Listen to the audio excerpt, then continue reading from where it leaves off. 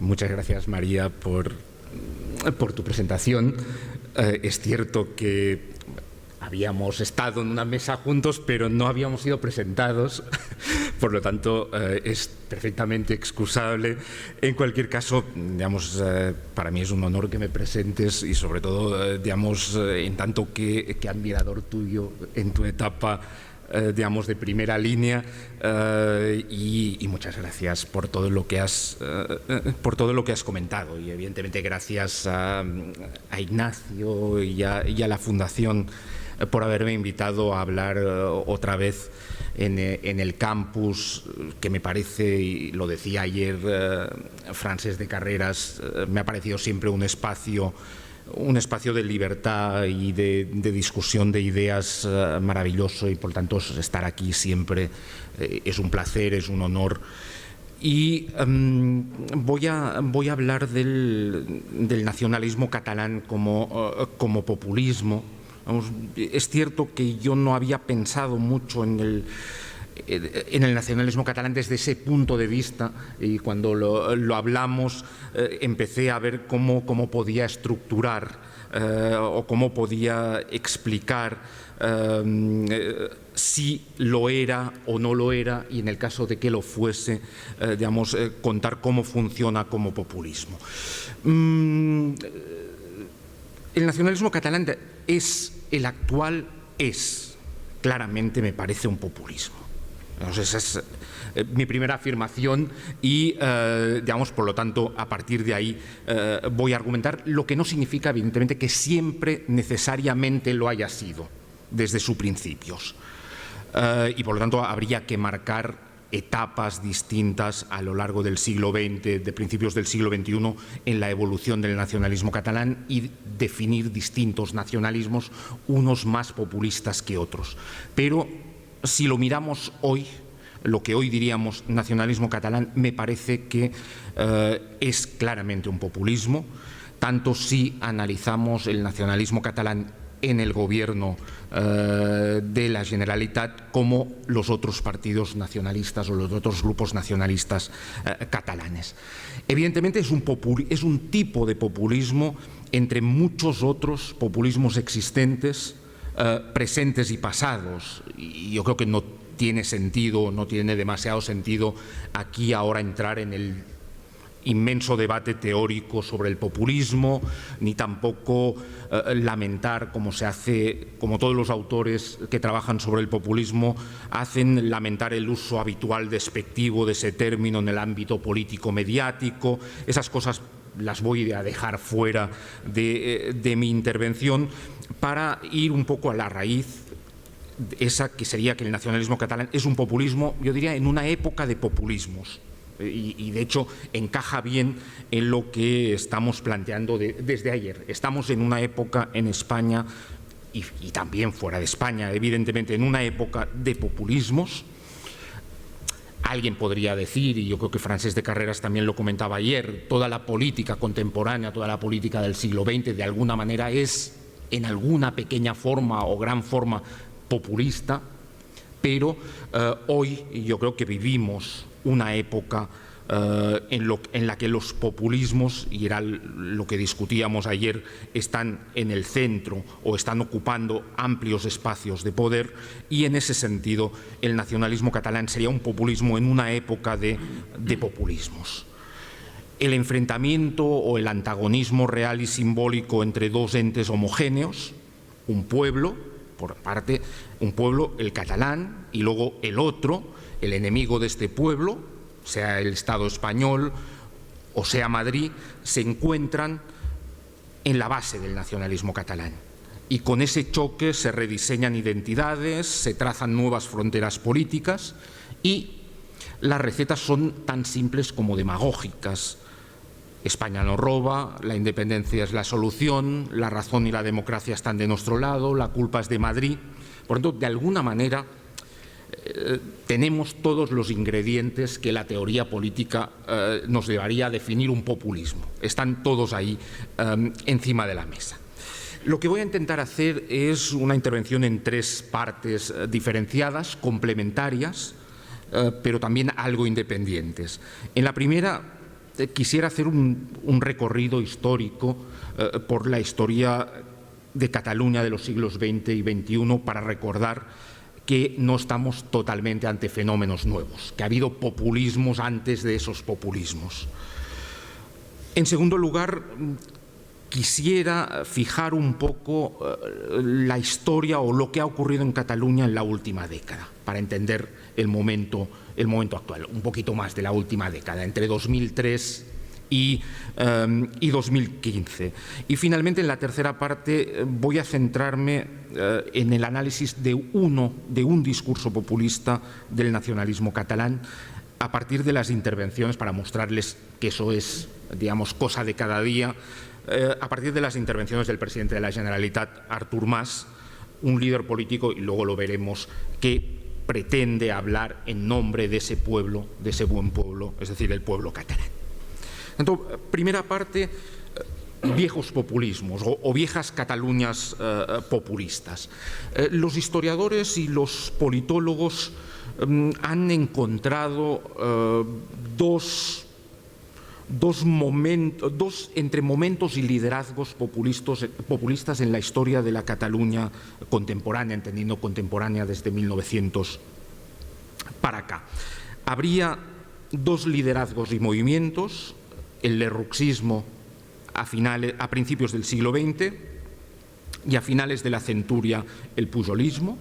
Han sido definidos ambos como populismos. Y luego dos momentos históricos: el momento de la Segunda República en Cataluña, que algún autor llama la Cataluña populista, y la etapa que se inicia en torno a 2003, que ha sido definida por algunos historiadores como una época de oleada populista en Cataluña. Eso sobre todo en un libro escrito en 2013, que todavía no sabía lo que iba a ocurrir después, que la cosa se ha agravado, pero en donde decía que esa oleada populista tenía el centro en Cataluña y que se estaba difundiendo muy poquito a poco por el resto de España. Digamos, hoy, evidentemente, 2 años después, habría que escribir las cosas de manera distinta, pero digamos, voy a entrar después en esa cuestión. Muy rápidamente, Alejandro Lerroux, el lerrouxismo, Alejandro Lerroux, el emperador del paralelo, siempre, digamos, es un personaje que ha sido definido como un demagogo, con esa demagogia populista. Es posiblemente un caso de manual en ese sentido, de personaje populista, un personaje con un papel fundamental en la Cataluña de los primeros 15 años del siglo XX, aunque la historiografía nacional catalana le ha presentado siempre como alguien de fuera de la nación. Digamos, era el que venía de fuera para engañar a los buenos catalanes para que fueran republicanos antinacionalistas. Pero tendríamos ese primer personaje. Jordi Pujol, en un libro también escrito antes de lo que sabemos ahora también, digamos, lo que está ocurriendo en los últimos años, digamos, para los historiadores complica mucho la situación. Si uno lee libros sobre Jordi Pujol escritos hace 3 o 4 años, digamos, ahora no sabe exactamente cómo situarlos. Digamos, porque en esos libros era el gran estadista que se había dado su vida por el país entendiendo Cataluña, etcétera. Claro, ¿cómo lo interpretas ahora con lo que sabemos después? Y eso, en el fondo, es un gran problema para el historiador. Digamos, lo que en un momento determinado podíamos interpretar de una manera determinada, hoy sabemos otras cosas que hacen que haya que escribir la historia de manera totalmente distinta. Pero en cualquier caso hay algunos buenos estudios sobre Pujol como líder movilizador, con uso de retóricas populistas y victimistas, Cataluña concebida como pueblo, enfrentada a ese poder estatal, y un pueblo que está por encima de clases, de grupos, de individuos. Estamos en pleno discurso populista. Evidentemente, como el autor o la persona que ha trabajado sobre ese tema, sobre todo, que es Laurentino Vélez Pellegrini, rápidamente dice un populismo entre muchos otros populismos posibles. Digamos, no todos los populismos son exactamente la misma cosa, aunque compartan características parecidas. Luego habría dos momentos populistas, el de la Segunda República.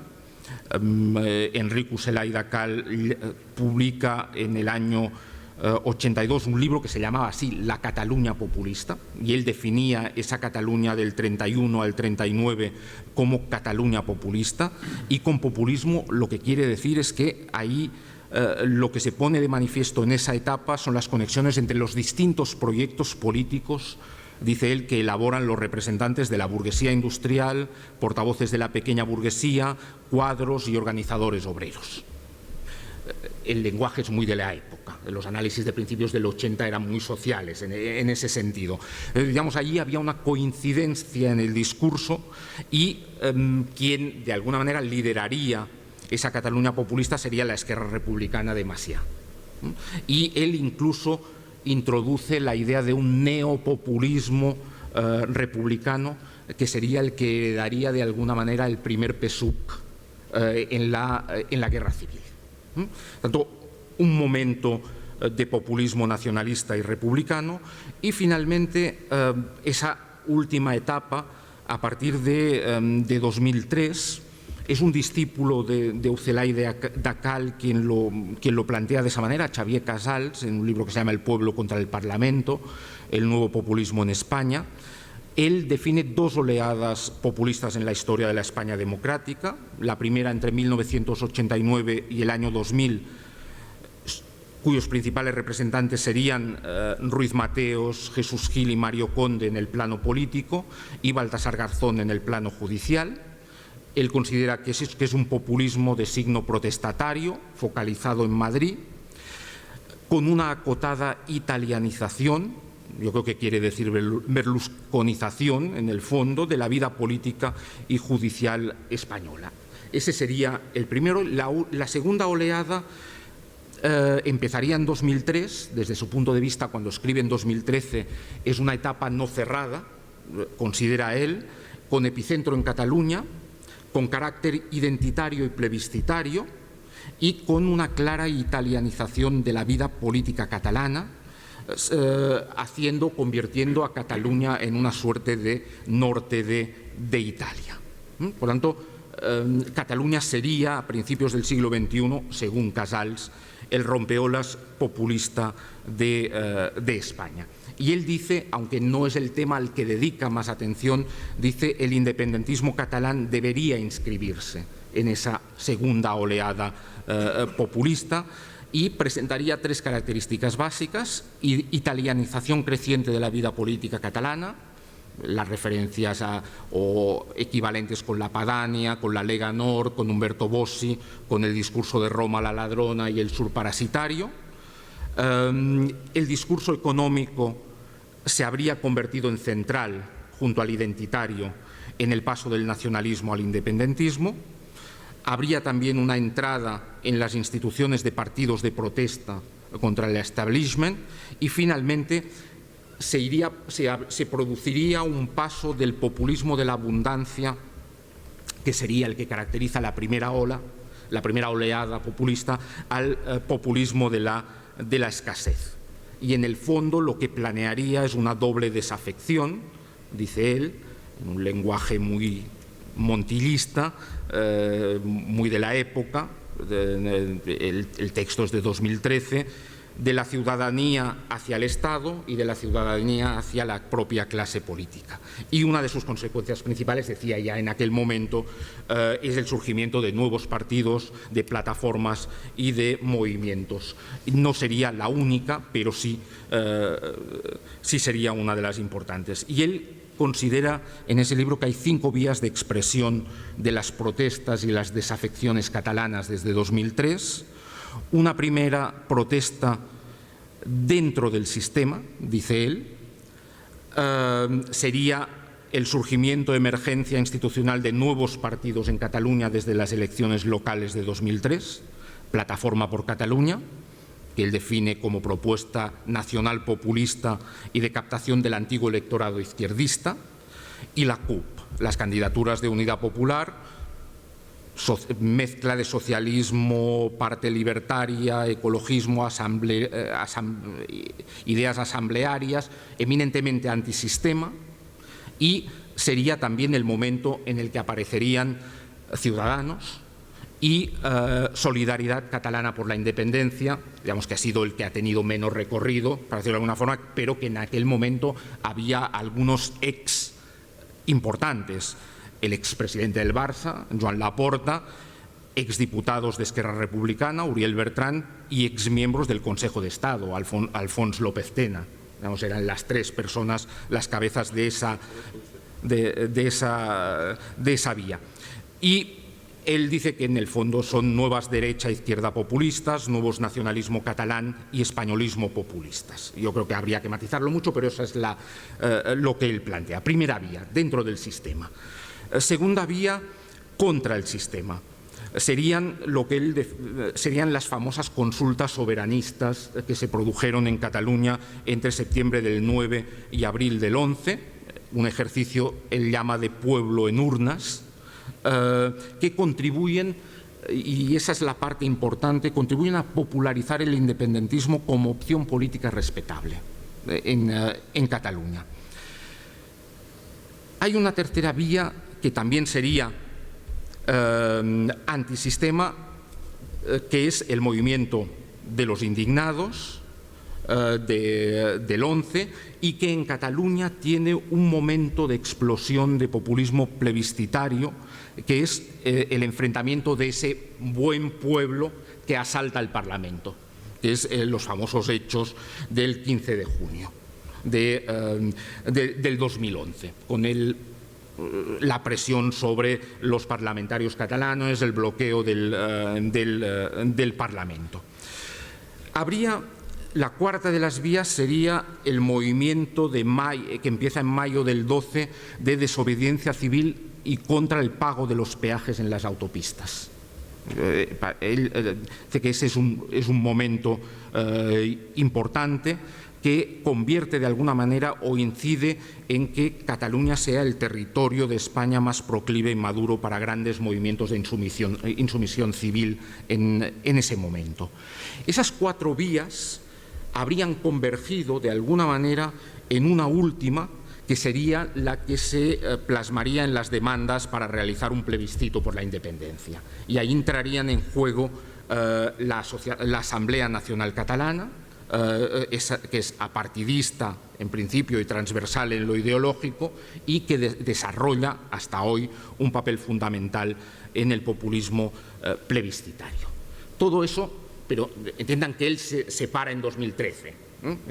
Ahora hay que añadir lo que continúa hasta 2015, pero él concluye en 2013: Cataluña se ha convertido en el gran laboratorio del populismo en España, dice en ese momento, con una lenta penetración capilar en la política española, dice, de bipartidismo blindado.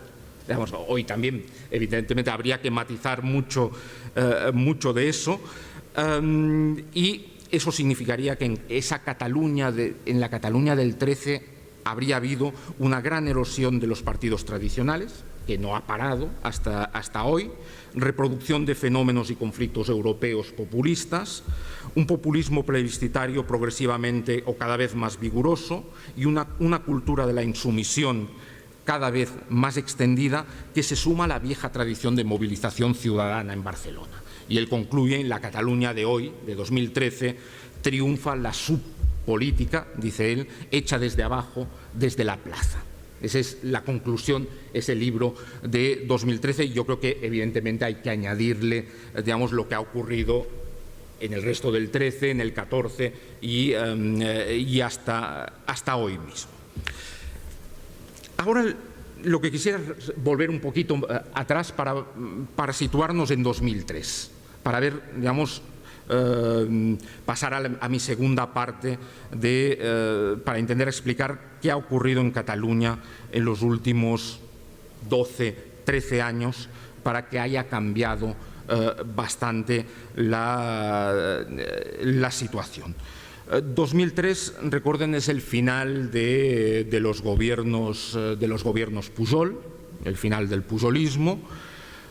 Se había construido una de las Cataluñas posibles. Y yo creo que eso es el gran proyecto de Pujol, era construir Cataluña. Evidentemente, no cualquier Cataluña, se construye la Cataluña que pretenden construir los nacionalistas. Es un proceso exitoso, yo creo que eso hay que, y eso explica lo que viene después. Es un país mucho más nacionalizado que el de 1980. El proceso de renacionalización en Cataluña entre 1980 y 2003 es muy intenso, intensísimo, y yo creo que eso explica en buena parte lo que está ocurriendo en este momento, y seguramente es el principal resultado de los gobiernos de Pujol en la Generalitat, haber construido un país. Él siempre habla de lo de hacer país, que era su lema en su juventud. Después de hacer país, que se hacía desde fuera del gobierno, que era el activismo que él lleva hasta la transición, el paso siguiente es construir ese país, o reconstruir, dirán en algún momento, ese país castigado por el franquismo y por todo lo que viene desde 1714. Hay que reconstruir ese país, y reconstruir un país significa renacionalizar ese país. Ese es el tercer momento fuerte del siglo XX de nacionalización catalana de Cataluña. El primero es la Mancomunitat en el 14, el segundo es la Segunda República, el tercero es el que empieza en 1980. Y yo creo que es uno de los principales resultados de los gobiernos Pujol en la Generalitat. En cualquier caso, en 2003 deja el gobierno y prepara su sucesión en el partido, y teóricamente en el gobierno de la Generalitat. Es el momento en que se nombra a Artur Mas, en aquel momento una persona muy próxima al entorno familiar de Pujol. Es nombrado consejero de la presidencia en 2001, consejero primero del gobierno. Hay una preparación para la sucesión y es el candidato en 2003 en las autonómicas, que dan victoria a los socialistas en número de votos y a los convergentes en escaños, 46 contra 42 de los socialistas que encabezaba el exalcalde Pascual Maragall. La formación del tripartito, de la alianza entre socialistas, independentistas y excomunistas ecologistas, hace que el presidente de la Generalitat sea Pascual Maragall. Es el famoso pacto del Tinell. Los gobiernos tripartitos son muy inestables, porque nunca van a conseguir armonizar la pluralidad de intereses, más allá de controlar el gobierno, lo que hace también que los distintos grupos, sobre todo los dos grupos minoritarios del gobierno, se queden parcelas muy específicas del gobierno. Es decir, en aquel momento los excomunistas y ecologistas les interesaban mucho los temas ambientales y el tema de la memoria. Es el momento de la construcción del Memorial Democrático en Cataluña, que controlan directamente los excomunistas, y al mismo tiempo Esquerra Republicana se queda con el control de los principales instrumentos de nacionalización. Yo creo que eso es importante para entender la etapa del tripartito como una continuación en ese proceso de nacionalización. Y en la etapa del tripartito quizás el gran proyecto finalmente se concreta en el nuevo estatuto, es decir, reformar el texto del 79 a fin de aumentar las cotas de autogobierno. El Parlament catalán aprueba la propuesta en 2005 por amplia mayoría, es enviada al Congreso, se introducen modificaciones. no se acaban de cumplir aquellas promesas que hizo Zapatero de aceptar cualquier cosa que le llegara desde Cataluña. Y hay algunos retoques, sobre todo en financiamiento y en definición nacional de Cataluña. Finalmente, la última versión pactada entre PSOE y Convergencia y Unió es aprobada en marzo del 2006 en las Cortes, ratificada por el Parlamento, aunque en ese momento Esquerra Republicana vota en contra junto al Partido Popular. Esquerra Republicana considera que los recortes son inaceptables, aunque lo hace desde dentro del gobierno tripartito, lo que hace que provoque una crisis de gobierno. Maragall cesa a los consejeros de la formación independentista. En cualquier caso, es un estatuto de tendencia claramente prolija e intervencionista. Es sometido a referéndum en Cataluña en junio del 2006 con una abstención superior al 50% y casi 3 de 4 votantes optando por el sí. Luego empieza todo el proceso de recursos ante el Tribunal Constitucional. Yo creo que el tema de la abstención no es un tema menor en este caso. Yo siempre he defendido, y estoy convencido de ello, que el estatuto no respondía a las necesidades y demandas de la sociedad catalana. Esa reforma del estatuto respondía a las necesidades de la clase política catalana, que es distinto. Otra cosa es que luego se convenciera a la gente de que eso era importante para ellos, pero en aquel momento no había demanda real en la sociedad catalana para reformar el estatuto. Eso ha significado o significó en aquel momento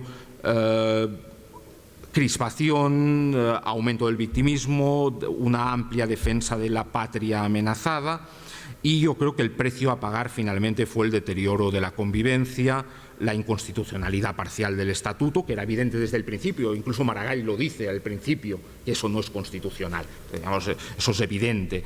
Y otra cosa que a mí me parece muy grave, que es la inacción política casi total de ese gobierno catalán en cuanto entra en el tema del estatuto, que de alguna manera se podría decir lo mismo del gobierno actual.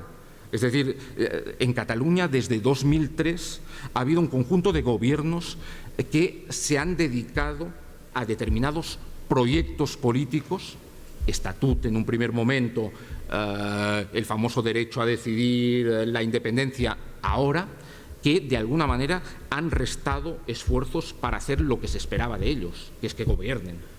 Ese yo creo que es uno de los grandes dramas que evidentemente nadie reconoce en Cataluña, pero eso es uno de los grandes dramas de la Cataluña actual. Digamos, lleva más de 12 años sin gobierno real, o sin gobernantes que se dediquen a gobernar.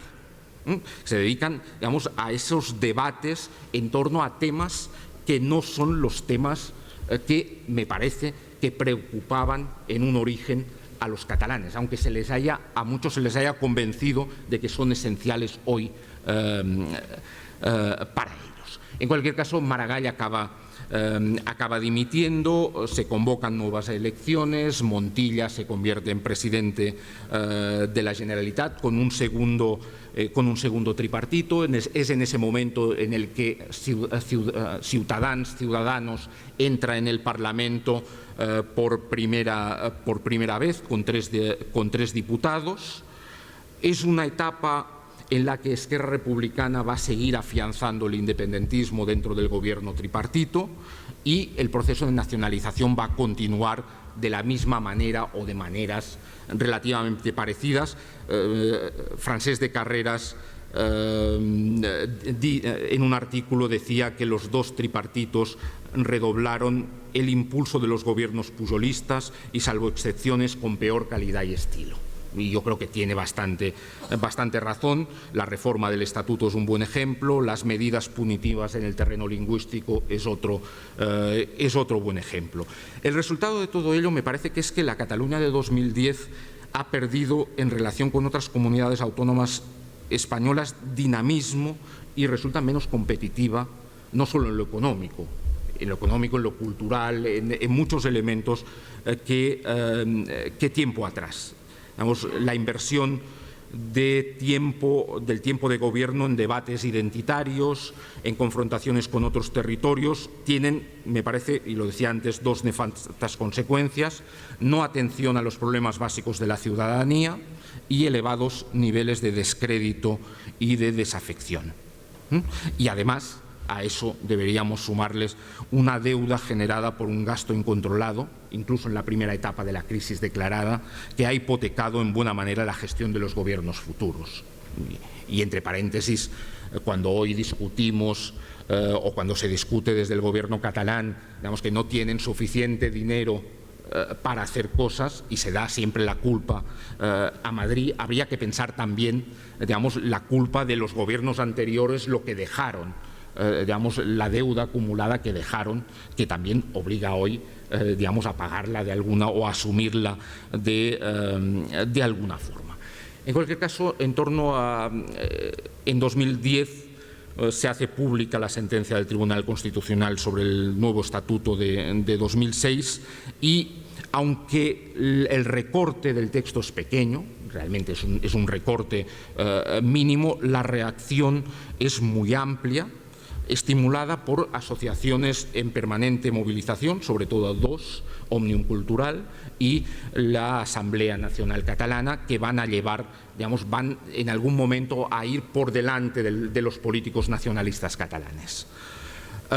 Y van a convocar ya el mismo 10 de julio del 10 una importante manifestación bajo el lema "Somos una nación, nosotros decidimos". En el 10 vuelve a haber elecciones autonómicas, gana Convergencia y Artur Mas con muy cerca de la mayoría absoluta, van a gobernar solos, el Partido Socialista se hunde de alguna manera después del tripartito, Esquerra Republicana se hunde después del tripartito también. Los verdes excomunistas lo superan un poquito mejor, pero también con resultados complicados. Al mismo tiempo, digamos, están Ciudadanos, aparece Solidaridad por la Independencia con cuatro diputados y Artur Mas se convierte en presidente de la Generalitat en segunda votación en diciembre del 10. Y es la llegada de una nueva generación de políticos en Convergencia. Yo los llamaría los jóvenes pospujolistas e independentistas que se han formado en las juventudes nacionalistas de Convergencia, con un discurso independentista desde el primer momento. Alguien cuenta, digamos, que era el discurso de fin de semana de Pujol, digamos, que era práctico durante la semana en las negociaciones y luego se permitía los fines de semana ir a hacer discursos a los jóvenes del partido, a los jóvenes cachorros del partido, en donde sacaba su vía independentista. En cualquier caso, eso es una generación que el independentismo ya lo había asumido desde hacía bastante antes, es lo que se llama el hueso, el piñol en catalán. Gente como Madí, que ya no está en política, pero hasta hace unos días portavoz del gobierno catalán, Homs, que ahora prepara la campaña electoral, Corominas, que es el segundo o tercero de a bordo del partido, Puig, que sigue siendo consejero, el hijo del expresidente Pujol, Oriol, que ya no está en eso, pero ahí hay un núcleo de gran influencia en torno a Mas, que además es una nueva generación. Es el momento también en que Mas promete el famoso gobierno de los mejores. Es una legislatura que dura muy poco. Los catalanes vuelven a las urnas en 2012, las movilizaciones del 11 de septiembre, del 11 y del 12, organizadas por Òmnium y Asamblea Nacional Catalana, junto al rechazo por parte del gobierno Rajoy del pacto fiscal a la vasca, incitan a Mas y a los suyos a una convocatoria electoral con la intención de aprovechar ese momento y de subirse al carro de las movilizaciones. Como sabemos, les sale mal, pierden 12 diputados, se quedan en 50, pero Esquerra Republicana aumenta muchísimo en ese momento, con Junqueras a la cabeza, con 21 diputados. El Partido Socialista no remonta, el PP se queda en 19, los verdes excomunistas más o menos se mantienen en lo mismo y Ciudadanos da el primer salto de 3 a 9 y entran por primera vez en el Parlamento las candidaturas de Unidad Popular con tres diputados. En cualquier caso, Mas se convierte de nuevo, diciembre del 12, con los votos de Convergencia y Esquerra Republicana, en presidente de la Generalitat, y esa legislatura que empieza en 2012 ha estado caracterizada, yo diría, por los ajustes y recortes frente a la crisis y al déficit, y luego la concentración de esfuerzos en el rearme nacionalista, sobre todo en el año 2014. Recuerden que el 2014 es el tricentenario de la fecha clave en la historia catalana, que es 1714. Bueno, la fecha clave en la historia catalana desde el punto de vista de los nacionalistas catalanes, en 1714, cuando Cataluña habría perdido su Estado propio y habría sido sometido por España en el relato nacionalista, y por lo tanto eso también ayudaría a armar la defensa de la recuperación del Estado propio 300 años después. Luego lo veremos en algunos discursos específicamente. Yo creo que, como decía antes, esa legislatura y la anterior de Mas no van a ser, o no pasarán a la historia, o no serán recordadas por grandes logros ni acción en el terreno legislativo, de acción legislativa, sino más bien por la conversión al independentismo del partido gobernante, una parcial supeditación a organismos extrapolíticos, Òmnium Cultural, ANC, la permanente presión nacionalista en forma de populismo, el poco diálogo, aunque ahí hago una pequeña matización, yo creo que lo podemos discutir después. Yo creo que esa es una de las características de la situación actual. Digamos, se acusa de no querer dialogar al otro, pero yo tengo la sensación de que buena parte del no diálogo es porque estamos hablando lenguas distintas. Incluso cuando estamos hablando en castellano todos, pero estamos hablando lenguas distintas porque atribuimos a las palabras significados distintos. Es decir, cuando se intenta dialogar y alguien dice democracia, no está queriendo decir exactamente lo mismo. Francesc de Carreras también lo comentaba ayer, digamos, con el populismo como un elemento. ¿Qué queremos decir cuando decimos en qué democracia estamos pensando? Cuando desde un lado se dice no, hay que respetar, democracia es respetar la Constitución, las leyes que nos hemos dado, pasar por las elecciones, y del otro lado se dice no, democracia es que el pueblo pueda votar. Hablamos lenguajes distintos. Cuando alguien dice no nos dejan votar, que es lo que se dice desde el nacionalismo catalán, claro, alguien desde fuera diría, bueno, pero si estáis votando casi cada año. Estamos de alguna manera hablando un lenguaje distinto. No me gusta hacer esas comparaciones porque no quiero decir que estemos a las puertas de una guerra civil ni nada parecido, pero yo le recomiendo unas reflexiones que creo que son de principios de los años 80 de Julián Marías sobre cómo él explicaba el ambiente de los años 34, 35, 36. Y su argumento era: se están conformando dos bandos que es imposible que se entiendan porque hablan lenguas distintas o dan a las palabras significados distintos. Por lo tanto, aunque se hablen entre ellos, nunca van a llegar a poder entenderse. Y eso, él decía, es una de las razones que las cosas terminasen mal en 1936. Quédense con solo la comparación al margen de las consecuencias. Yo creo que estamos en un momento en que cuando se dice no hay diálogo o el otro no es dialogante, sencillamente lo que queremos decir es que en la lengua que hablamos en este momento a un lado y al otro no hay posibilidad de entenderse. estamos dando significados distintos a las palabras. Y termino mi paréntesis sobre esa cuestión.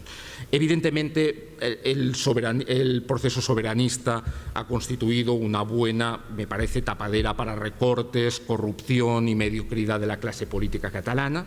Eso me parece evidente. Y lo que sí ha seguido habiendo hasta hoy es un proceso de nacionalización muy fuerte de la sociedad catalana, que viene ya de la etapa pujolista, como decía, y de la etapa masista, en la actual masista, sin olvidar la etapa de los tripartitos. Y yo creo que ese proceso de si a ese proceso fuerte de nacionalización le sumamos la crisis económica y social, tenemos la base de la situación actual. Y yo creo que eso lo ha hecho posible un clientelismo muy extendido, discursos muy machacones y populistas de políticos y opinantes, una televisión que yo creo que se puede calificar de televisión de régimen, TV3, una prensa, una radio y unas asociaciones fuertemente subvencionadas, y la intensidad de la normalización, de la llamada normalización e inmersión lingüística, que no solamente tiene efectos, a veces se ve solo por sus efectos sobre la lengua y el uso de la lengua. Yo creo que debería verse también el proceso de normalización y de inmersión lingüística en el nivel de las ideas y las estructuras mentales. Las nuevas generaciones de catalanes tienen una visión del mundo distinta. En todo caso, no tienen la misma visión del mundo que tenía la generación anterior. Y en eso yo creo que la educación, aparte de la televisión y muchas otras, ha jugado un papel importante, y es lo que sustenta en el fondo la movilización actual. Y es lo que sustenta finalmente que la gente se entienda en ese lenguaje, digamos, porque hablan el mismo lenguaje. Ellos sí. Lo que ocurre es que hablan un lenguaje distinto del resto de España.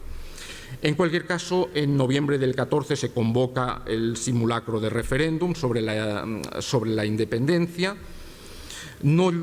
La participación no llega al 40%, es importante tenerlo en cuenta, aunque en ese 40% hay que tener en cuenta que votan menores de 18 años e inmigrantes. Por tanto, eso reduciría el número de participantes, de votantes y de votantes por el sí. A mí me parece que los resultados del 9N del año pasado muestran a los defensores, a los impulsores del independentismo, que su fuerza es menor de la esperada. Y en mi interpretación, yo creo que el hecho de que desde entonces haya bajado la intensidad del independentismo en parte se explica por el reconocimiento de que no suman en un referéndum legal, para decirlo. Si ese referéndum se llegase a convocar de alguna manera. Por lo tanto, eso obliga a repensar las cosas, y yo creo que nos sitúa en el momento actual, un momento en el que ha bajado la intensidad, en la que han empezado a emerger conflictos internos, el último, la propia ruptura de Convergencia y Unió, la continuación de la escisión en el interior del Partido Socialista, pero de alguna manera, y las peleas entre las propias asociaciones en este momento, en saber si van a integrarse en las listas, no van a ir, si va a ser una sola lista, si van a ser 3, si van a ser 2, la propuesta de hoy de Esquerra Republicana, una lista sin políticos, digamos, es una etapa de confusión de la que Francesc de Carreras decía es que ya no saben cómo salir del tema del independentismo. Yo no sería tan abiertamente, no diría eso tan abiertamente, pero sí es un momento en el que no está claro exactamente hacia dónde van a ir. Son conscientes de que las elecciones, aunque las presenten como plebiscitarias, las de septiembre, no necesariamente van a ir en el sentido que a ellos les interesaría. Eso puede llevar incluso a la dimisión del actual presidente de la Generalitat, porque es previsible que Convergencia pueda irse algo para atrás. Digamos, está todo en el aire y hay un cierto desconcierto en el mundo independentista. Lo que no significa que haya parado. En todo caso, se ha frenado desde finales del 14. Yo creo que habrá un momento que será septiembre del 15 en el que podremos realmente valorar si eso vuelve a tomar fuerza o no. Yo creo que el momento del 11 de septiembre de este año, del 15, veremos si eso si eso remonta o sigue en una línea parada. Es cierto que en los últimos tiempos se nota, en los últimos años, una cierta salida de lo que Manuel Cruz llama salida de la espiral de silencio. Digamos, se han formado pequeñas asociaciones, Sociedad Civil Catalana, otras, que de alguna manera rompen ese silencio que había existido en Cataluña ante el nacionalismo, ante el nacionalismo hegemónico, pero digamos, esa es la situación de alguna manera en la que estamos hoy. No se sabe bien, yo creo, es difícil decir hacia dónde va Cataluña en este momento. Posiblemente hace un año yo mismo hubiera dicho, pues lo de la independencia, digamos, parece que va viento en popa. Hoy tengo más dudas.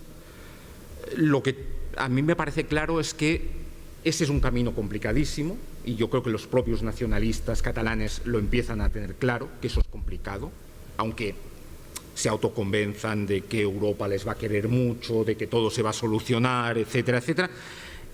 La otra posibilidad, que sería volver hacia atrás, es imposible.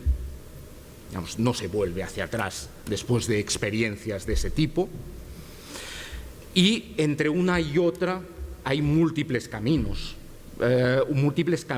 que pasan por muchas cosas. Algunos piensan que pasa por el federalismo, yo tengo mis dudas. Algunos piensan que pasa por la reforma de la Constitución, otros piensan que vamos a quedarnos así, sin avanzar en un sentido ni en el otro. En todo caso, a mí me parece que de cara al futuro nuestra tarea va a ser intentar repensar cómo queremos vivir juntos. Digamos, en algún momento deberemos pensar cómo queremos vivir juntos en el futuro.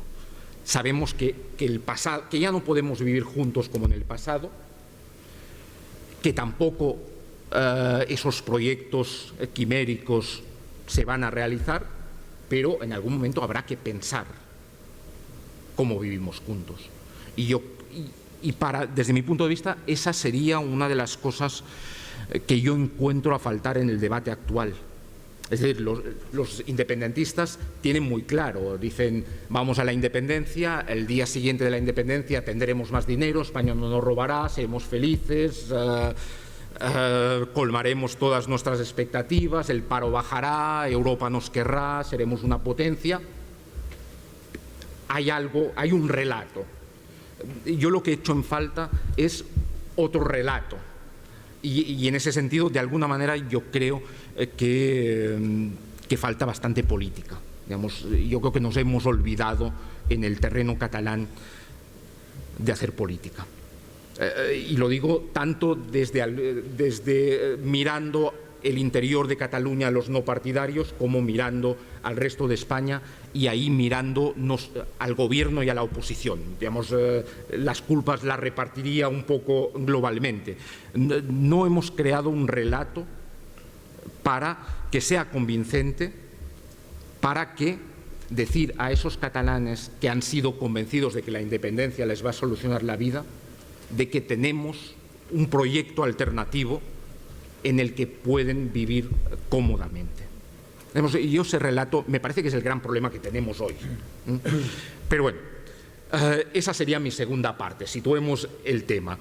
Y la tercera, y 15 minutos, breve, 10 minutos, es mostrarles cómo el discurso, ese discurso populista está en la base, digamos, de ese proceso de renacionalización, de ese proceso del nacionalismo.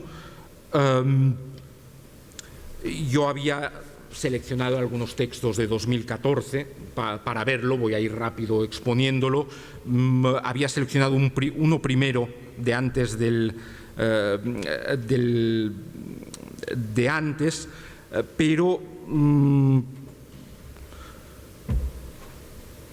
y he centrado, digamos, mis reflexiones más bien en los discursos desde la presidencia de la Generalidad, pero se pueden aplicar a todo el nacionalismo catalán sin excepciones. Recuerden solo la manifestación del 11 de septiembre del 14, en la que las dos presidentas de la Asamblea Nacional Catalana y de Òmnium Cultural hacen una apelación a la presidencia de la Generalitat al final de la manifestación. Fíjense en el discurso, dice Carmen Forcadell, dice: somos un pueblo y juntos hoy aquí convocamos la consulta.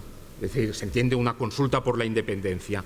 Gobierno, Parlamento, Presidente, pongan las urnas. Y añade una referencia histórica que nunca falta en el nacionalismo catalán. El 11 de septiembre de 1714 es el día que perdimos nuestras libertades. El de 2014 pasará a la historia como la fecha clave para recuperarlas. Y sube la otra oradora, Casals, y insiste: el Parlamento aprobó una declaración de soberanía. Hagámosla. La libertad, como dijo Pau Casals, no es negociable. La voz del pueblo, la voz del pueblo está por encima de lo que piensan los jueces del Tribunal Constitucional.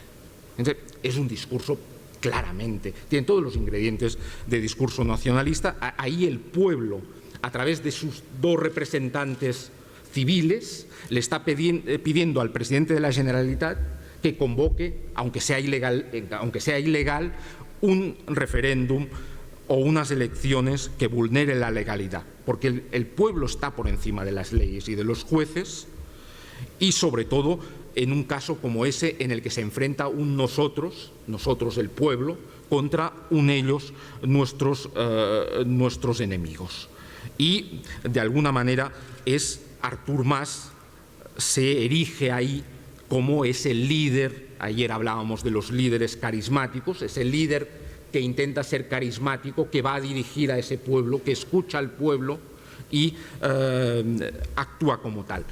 Recuerden que 2 años antes Artur Mas se había presentado a las elecciones con un cartel que fue muy comentado en aquel momento, de Artur Mas en posición de Moisés guiando al pueblo hacia la tierra prometida, desde la independencia, y con un lema en el cartel que era la voluntad de un pueblo.